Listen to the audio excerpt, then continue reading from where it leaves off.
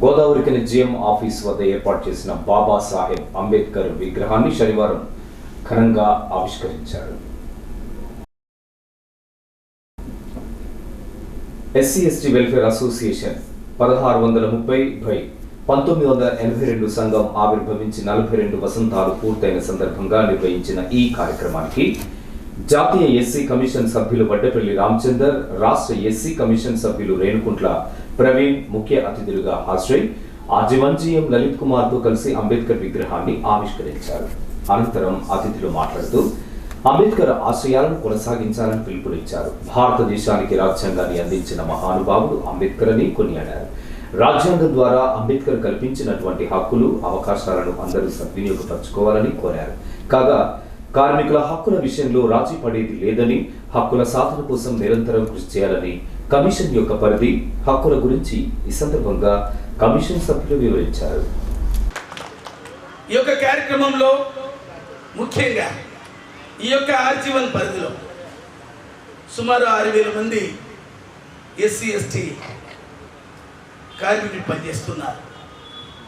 ఇందాక రాజిరెడ్డి గారు చెప్పారు, చాలా మంచి విషయం. ఒక 50,000 మంది ఉన్నారు. 50,000 మంది కాదు, 500 మంది లేరు. చాలా బాధాకరం ఏంటంటే మన అనిఖ్యత లోపము, మన కోరికలు కోరినప్పుడు మన యొక్క సంఖ్యాబలం లేకపోతే మన సమస్యలు పరిష్కారం కాదు. ఐకమత్యమే బలం. బాబాసాహెబ్ అంబేద్కర్ ఏనాడు కూడా చాలా మంది చెప్తున్నారు పెద్దలు, వాళ్ళ రాజ్యాంగం ద్వారా అందరికీ హక్కులు కల్పించారు. వాస్తవంగా మిత్రుడు అన్నారు, ఈ రాజ్యాంగం ద్వారా అన్ని జాతులకు, అన్ని కులాలకు, అన్ని మతాలకు, అన్ని ప్రాంతాలకు వాళ్ళ రాజ్యాంగం ఇచ్చినటువంటి మూలమంతుడు బాబాసాహెబ్ అంబేద్కర్. ఒక దూరదృష్టితోటి రాష్ట్రపతి భవన్ మన హైదరాబాద్లో ఏర్పాటు చేసినాడు. ఇవాళ రాష్ట్రపతి వచ్చి శీతాకాల వేదిక ఉంటున్నారు. ఈ దేశంలో ఒక విజన్తో పనిచేసిన వాళ్లకు రెస్పెక్ట్ చేయము, ఒక విజన్ లేని వాళ్ళను మనం గౌరవిస్తుంటాం. మరి ఎలా మనం ఎప్పటికీ ఇలానే చేసుకుంటూ పోతే ఎలా? ధర్మాన్ని ధర్మంగా చెప్పక అధర్మాన్ని అధర్మంగా చెప్పకపోతే, విధానంలో ఏమైనా తప్పులు జరిగితే, ప్రమోషన్స్ ఏమైనా తప్పులు జరిగితే, ఏమైనా అట్రాసిటీ కింద ఎవరికైనా ప్రాబ్లమ్స్ వస్తే కమిషన్ ఉంది. మీకు ఆ కమిషన్ ఎప్పటికి ఉంటుంది. భారతదేశం లోపల, ఢిల్లీ లోపల, కాన్ మార్కెట్ 5వ అంతస్తులో మన నేషనల్ ఎస్సీ కమిషన్ ఆఫీస్ ఉంటుంది. ఏ అవసరం ఉన్నా, ఏ కష్టం వచ్చినా కూడా కమిషన్కు మీరు పర్సనల్గా ఉత్తరం రాయండి. మీకు ఏదైనా డిస్క్రిమినేషన్ జరిగితే, ఏ అధికారి వలనన్నా మీకు డిస్క్రిమినేషన్ అవుతే నేను ఎవరిని ఎక్స్క్యూజ్ చేయను, కానీ మనం కూడా దాన్ని తప్పులు చేయవద్దు అని, మనం కూడా తప్పులు చేయవద్దు. అది కూడా క్లియర్గా చెప్తున్నాను. మనం ఒక అధికారి మీద మనం ఏదైనా చేసినప్పుడు మనం పద్ధతిగా ఉండి అవతల వాటిని మనం చెప్పే, మనకు మేము హియరింగ్ పెడతాం. హియరింగ్లో న్యాయ అన్యాయాలు చూస్తాం మేము. ఎందుకంటే న్యాయస్థానం కదా, న్యాయస్థానంలో న్యాయాన్ని చూడాలి కదా. అది ఏమన్నా డిస్క్రిమినేషన్ జరిగితే పట్టుకురండి, మనం చేస్తాం. అనేసరి ఎవరిని కూడా అనవద్దు. క్యాస్టిజం కింద చాలా మంది డిస్క్రిమినేషన్ జరుగుతున్నటువంటి వాస్తవమే. కానీ దాంట్లో ఒరిజినల్ రిజల్ట్ పట్టుకురండి, న్యాయం చేస్తాం. అది కమిషన్ ఉన్నటువంటి పవర్.